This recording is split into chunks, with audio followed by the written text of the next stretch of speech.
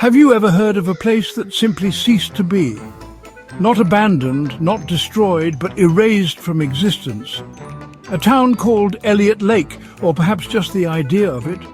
Some remember its main street, its bakery, its people. Yet proving it was real? That's where it gets complicated. Imagine a whole town vanishing, not just from land, but from history. Officially, there is no Elliot Lake. Never was.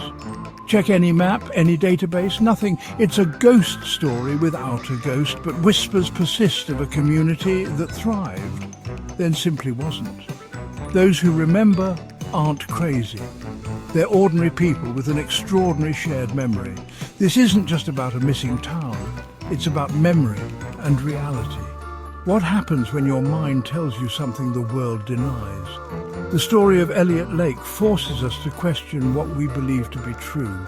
It starts with a single, unsettling event, a man who walked out of one reality and into another, or maybe he just got lost, very, very lost.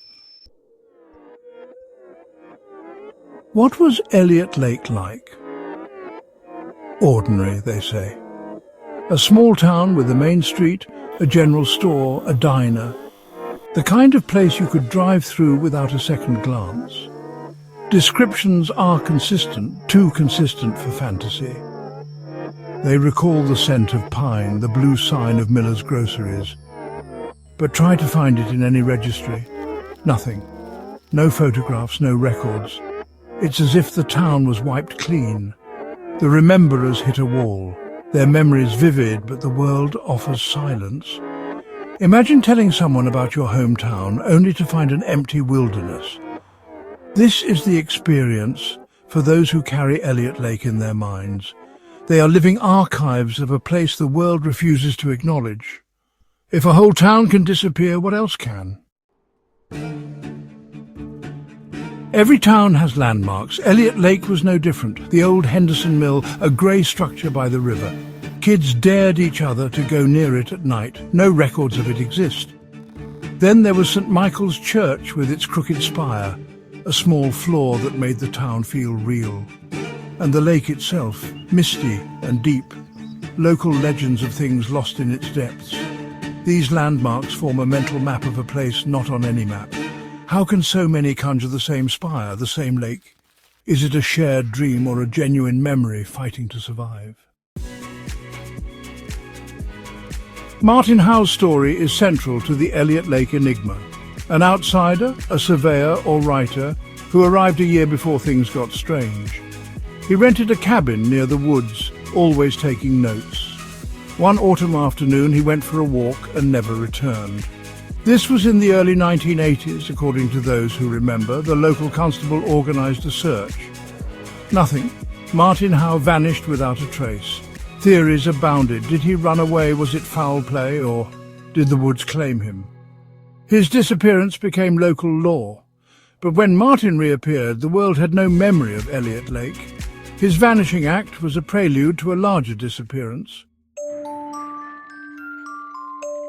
Martin Howe disappears, and life in Elliot Lake goes on. The town continued its quiet existence, shadowed by mystery. From the outside world, nothing happened. Martin couldn't have disappeared from a town that didn't exist. For 10 years, there was silence, long enough for memories to fade, even in a town that remembered him. But the mystery lingered. During this time, Elliot Lake began its slow fade from the world's consciousness. Mail delivery became erratic, phone lines went dead. The outside world was forgetting Elliot Lake. Martin's disappearance was the first thread pulled.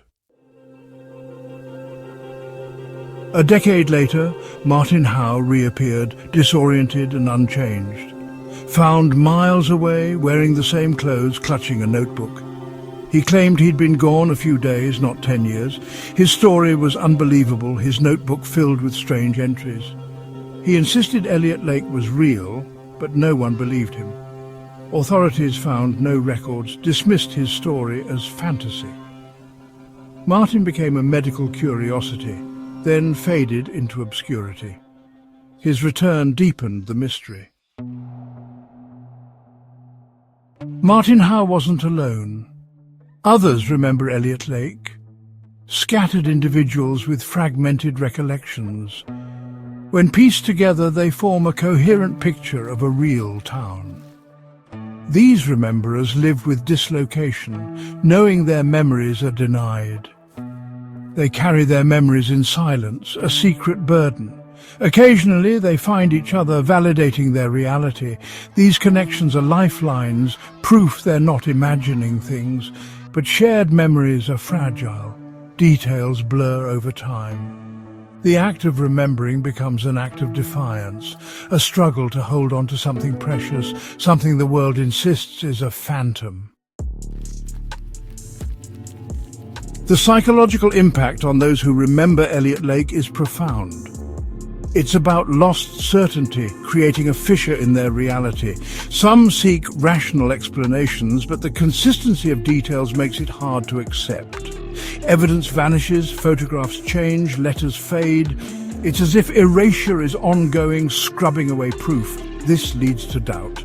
Are they losing their minds, diagnosed with disorders, their memories pathologized? The emotional toll is immense: anxiety, depression, a sense of unreality. Some become obsessed, others try to forget.